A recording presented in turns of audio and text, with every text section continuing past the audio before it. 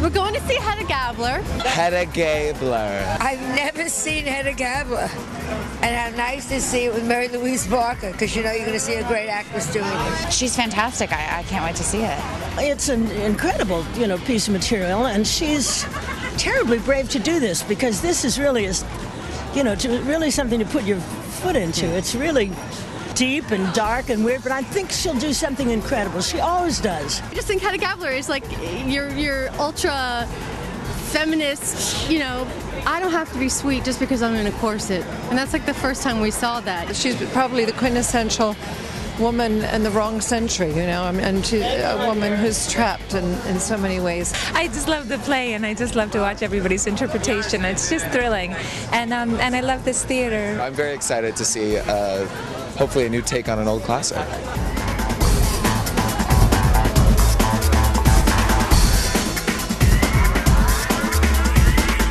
I really, really love these actors. I love them so much. Sometimes at night I feel like we just don't want to go home, because you just feel Ibsen is it really tears at you and pulls at you. And I've only ever done one other Ibsen play, but it just kind of gets inside of you, and I feel like you want to kind of cling to them in a way, because they're part of your tribe. Well, I had read it, I guess, as we all did in college or last year of high school, and hadn't understood it at all.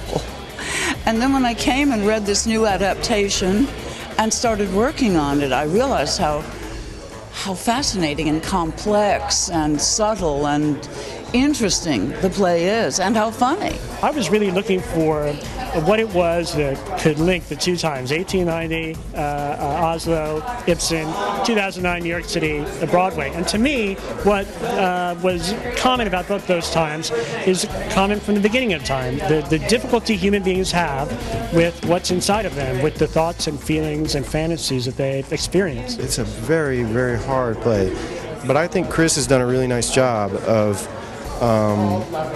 writing a really muscular, really economic, slightly modern take on it, sort of without curse words. It's very emotional. I didn't want it to become idiomatic, and I didn't want it to feel, overly modern in the text, but I felt like I wanted to make the emotions feel modern and immediate. So it was just part of stripping stuff away and going back to the literal translation a lot. I went back to the literal Norwegian, and Chris and I looked at that a lot, and I just wanted it to be bare and stripped, so that I feel like an audience will connect to something if it's coming from a real place. It's a really complex look at marriage and relationships, and about a woman in a fairly oppressive society. But actually, I think what's really true and clear in this version is that all of the characters are trapped in some way, and certainly that's something that people can relate to and can feel similarly about. Even if women can vote now, and even men can vote, and we can divorce,